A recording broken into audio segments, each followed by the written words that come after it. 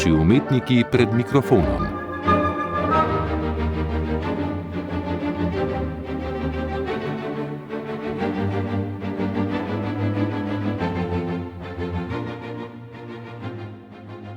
Društvo slovenskih režiserjev in režiserk je konec novembra podelilo nagrado Bert za življenjsko delo na področju filmske igre. Prejela jo je filmska in gledališka igralka Silva Čušin, sicer članica ansambla SNG Drama Ljubljana. Pred leti je za življenjsko delo že prejela Borštnikov prstan, največje priznanje za igralsko umetnost na Slovenskem, leta 2022 pa za delo pri filmu in televiziji nagrado Iterine. Silva Čušin je nastopila v filmih kot so Sanremo, Jaz sem Frank, Izbrisana, Ivan, Inferno, Srečen za umret, 906, Estrelita, Pesem za domov, Predmestje, Šterkijada.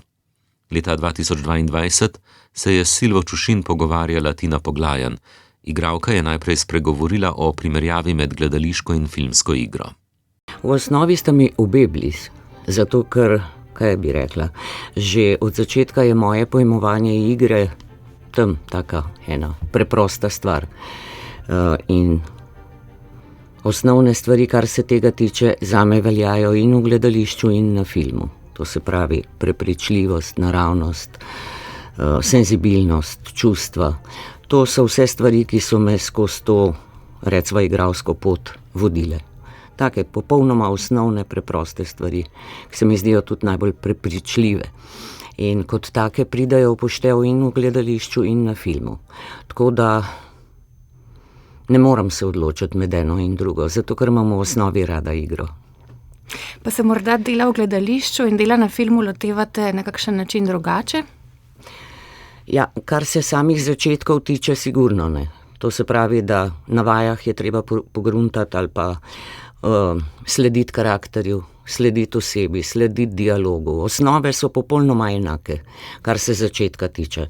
Potem je pa seveda različno samo delo, a ne? Gledališče je prostor, kjer moraš ti v enem večeru odigrati življenjsko vlogo, recimo ene osebe od začetka do konca v 2 urah, a ne?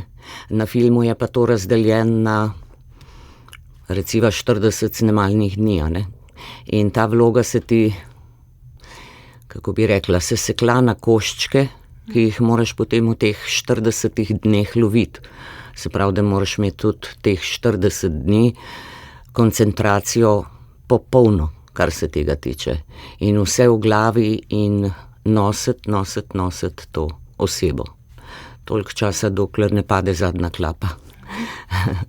Vidite pa v gledališču že sproti, kako se občinstvo odziva, medtem ko na filmu šele za nazaj. Ja, to je res, ja. Ja, sej v tej točki v gledališču je ta čar gledališča, kjer je res, ti slutaš tišino, čutiš jo, čutiš energijo v zraku, dobesedno. Če je recimo komedija, takoj slišiš odziv in dobesedno lahko sproti včasih pelješ vlogo, kdaj kaj popustiti, kdaj to narediti, kdaj, a ne. Se pravi, da v bistvu živiš s publiko. Film je pa po drugi strani meni osebno všeč, zato ker je ena taka nazarensko intimna stvar. To se pravi, da ti vnaprej ali pa kakorkoli, čeprav jaz se itak ne maram tega, nimaš nikakršne računice v glavi, ampak se posvetiš samo tisti sekundi, tistemu trenutku, ko imaš določen kader in svojo nalogo, ki jo moraš opraviti. To se pravi, brez kakršnih koli drugih misli. In to recimo je meni ta koncentracija, ta sežetek teh, to vrstna energija, ki gre prej na noter kot na ven, jo imam rada. V utemeljitvi vaše nagrade so pri Kraftu zapisali, da vaše igralske stvaritve podirajo vse negativne stereotipe slovenske filmske igre, saj na platnu delujete naravno, prepričljivo, živo in nepredvidljivo. Omenjeni stereotip je povezan z očitkom slovenskemu filmu, da je ne le preveč literaren, temveč tudi preveč gledališki. Kako gledate na ta očitek kot igralka, morda v smislu jezika in dialogov? Ja, Te stavke je bilo zelo lepo slišati, moram reči. Ampak, kako bi rekla, tako kot sem že na začetku rekla, moje osnovno pojmovanje igre je biti verjeten, biti prepričljiv, senzibilen, nositi čustva in nimam rada, kako se reče, prevelike igre. V osnovi je nimam rada, zato ker se mi zdi, da se v tistem trenutku zgubi ena verjetnost. To se pravi, da kar se tega tiče, sem se zmeri trudila biti naravna, to se pravi, pa kakorkoli, ali so bila to močna čustva, tako da nikoli ni preveč, ampak tle je treba biti pozoren, da tudi nikoli ni premalo, ne.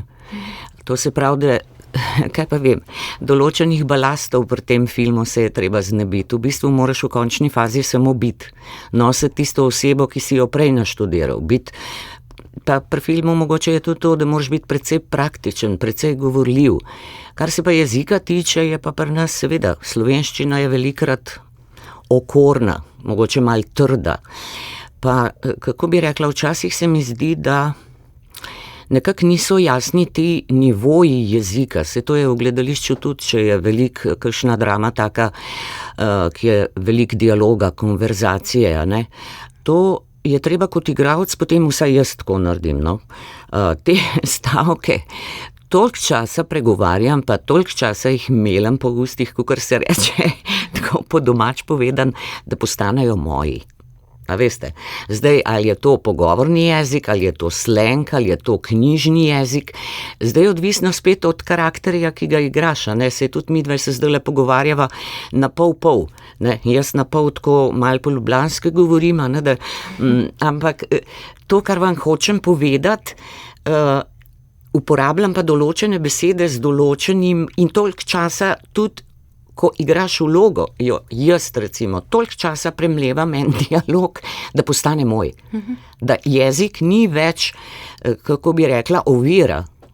Ne? No, tako nekako, no. Bi lahko povedali kaj o tem, kako se je pristop k igri spremenil v času, odkar ste začeli igrati? Kako bi igro, kot ste se učili na akademiji, denimo primerjali z metodo, kot sta jo k nam pripeljala brata Vajevec, mogoče kakšna pa je vaša metoda?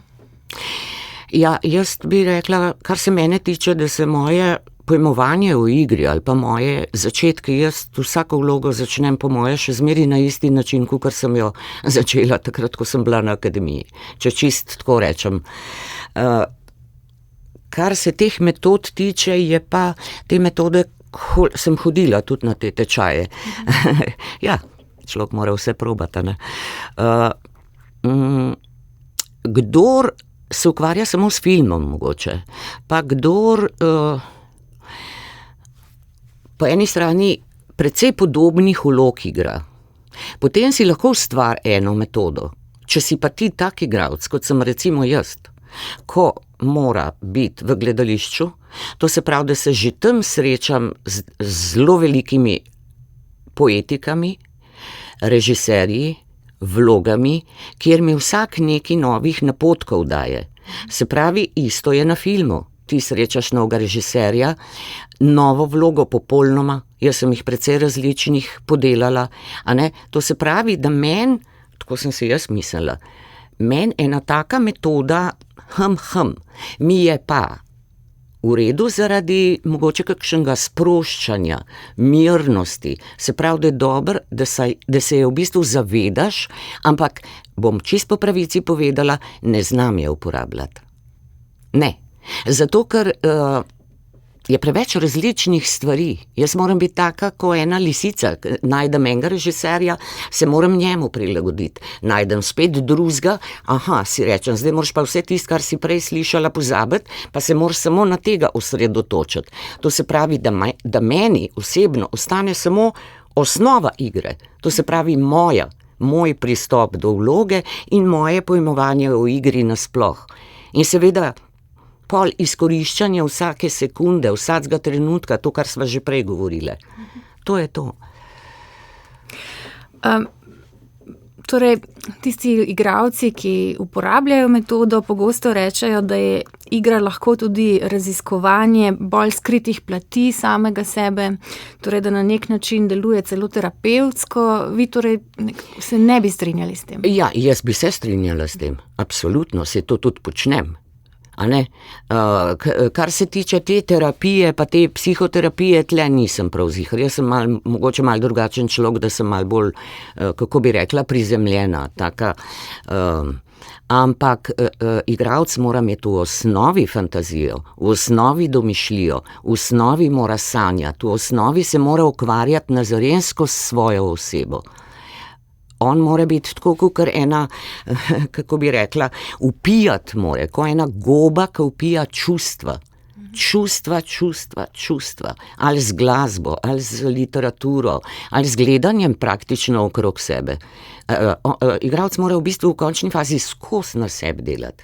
Tako da včasih bi rekla, da si skoraj utrujen od tega. Včasih recimo jaz še klasične glasbe ne morem poslušati, ker v bistvu sam moraš biti toliko čustveno senzibilen, da včasih to kar boli. A me razumete? In potem to pač kanaliziraš v določene druge stvari. A ne? Kar se pa tega, to je pa psihologija določene osebe, ki jo igraš.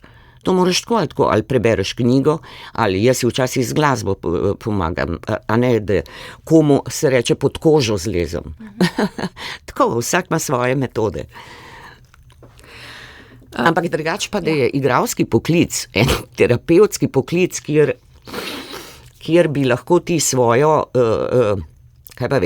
notranje probleme zdaj razčiščeval, nisem čisto prepričana v to. Zato, ker je to precej, bi rekla, na kratko sapo. Ti lahko potem določeno obdobje delaš in potem te zmanjka. Zmanjka kot človeka, ti moraš pa za vsako vlogo biti nova, odprta, prazna knjiga. To se pravi, da se je treba določenih balastov, pa kompleksov, pa ne vem kaj, malo znebiti, ne? Tako nekaj. Zadnja leta se več pogovarjamo o zastopanosti spolov v filmskem sektorju. Hollywoodske igralke so pogosto kritične do tega, da zanje po določenem letu ni več kakovostnih vlog. Kakšne pa so vaše izkušnje s tem? Je dobro napisanih vlog za ženske nasploh manj, ali to postane, kot za moške, ali to postane očitno v določenem življenjskem obdobju, ali morda sploh nimate občutka, da bi bilo tako? Ja, nasplošno je ženskih vlog manj. Čeprav se mi zdi, da se zadnja leta to precej, kako bi rekla, precej izboljšuje. Tudi v gledališču, se veste, avtorji so večinoma bili moški. Samo se mi zdi, da zadnja leta se nekako stvari, včasih bi rekla, skoraj obračajo. Tako da jaz vidim tle, kaj pa vem, kaj bi rekla, da ni tako črna prihodnost, kakor je. Ampak je pa res, da predvsem kar se filma tiče, in pri nas je sploh tako, ljudje večinoma pišejo režiserji. In to so avtorski filmi. Koga on najbolj pozna, kakor svojo generacijo in sebe. A ne? In seveda o tem tudi piše, ker je lahko najbolj iskren in najbolj ve, kaj bi rad iz tega dobil. To se pravi, da je ženskih vlog res manj. A ne? Ampak, kaj ne rečem, Bog pomagi. Ampak tudi v svetu se stvari premikajo. Premikajo se tudi, kar je meni zelo zanimivo, seveda za moja leta tudi dobra, ne? Da je zmeri več vlog, ki se šele po 60., še po 70. delajo vloge nazarensko velike. In to recimo je meni, ne zaradi tega, ker sem jaz kmalu v tistih letih tam gor se bližam, ampak se mi zdi, da je en tak širok spekter, ki je bil do zdaj sploh, ga ni noben raziskoval. Je pa nazarensko zanimiv, a ne? To je tako, kakor en roman, ko bi bral, ko eno tako starejšo osebo vidiš, ko govori o svojem življenju ali pa seveda ga zgodbo gledaš njegovo in tako naprej, a ne? Ni vse samo na akciji pa mladih, a ne? Mislim, čeprav je daleč od tega, da ne bi bilo zanimivo, a ne? Se to poganja svet, bi rekla. Ampak ni pa Tako da zdaj so se te stvari premaknile, bi rekla. Tudi v svetu so se, saj vidite, koliko je velike enih igralk, ki so bolj znane, pa več, mislim, kako bi rekla, več igrajo kot tiste ob 20 letih. Ne vem. Tako da ni puške za v koruzo vršt. Kako pa gledate na gibanje Jaz tudi, ki je šlo ravno iz filmskega področja, sicer v ZDA, ampak je odmevalo tudi pri nas? Kako bi v tem smislu primerjali položaj igralk danes in pred nekaj desetletji? Ja, kar se tega tiče, moram jaz reči, da sem imela, zdaj lahko rečem srečo, da nisem imela nobenega takega trenutka v življenju, ki bi se, da bi prišla do take situacije, kakršne so bile tukaj. Jaz najbrž pojma nimam, kako bi reagirala. Ali bi bila nazarensko agresivna do tega, ali bi se pa samo obrnila, pa bi šla. To se pravi, jaz lahko samo govorim, ampak dokler človek ni v situacijo postavljen, težko govori o tem. Ja, to so ene take čudni poklici, občutljivi poklici so to, kjer se da, in želje so tudi tukaj velike. Želje na eni strani, želje na drugi strani. To se pravi ena hierarhija, ena moč. Želja na eni strani zaumret, kaj bi naredil, da bi dobil eno vlogo, pa da bi jo dobro naredil. In na drugi strani moč, ki to zna izkoristiti. Zdaj pa to je grozen v bistvu. Ne znam drugega reči, ampak to je grdo, grdo, grdo. In mislim, da je prav, da je zadnja leta to ven prišlo, ker včasih so se poslušale nazarenske zgodbe o teh stvarih, kako prisiliti enega človeka v nekaj. In to samo zaradi tiste nedolžne želje in nedolžnih sanj, ki jih ima nekdo. Si ti tak gospodar nad njim, da lahko z njim narediš, kar hočeš. To je čist nečloveško, mislim, popolnoma. In je prav, da je to se začelo govoriti o tem. In po moje je že zdaj manj tega, povsod po svetu. Saj jaz ne vem, koliko je bilo, če je bilo tega v gromozanski meri pri nas, ampak od zun pa očitno, kakor bereš, je pa to zelo, zelo veliko tega.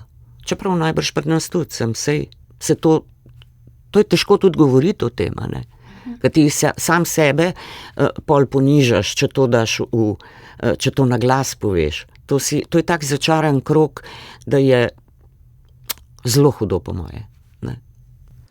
Tako se je Tina Poglajen leta 2022 pogovarjala z gledališko in filmsko igralko Silvo Čušin. Konec novembra je Silva Čušin prejela nagrado Bert za življenjsko delo na področju filmske igre.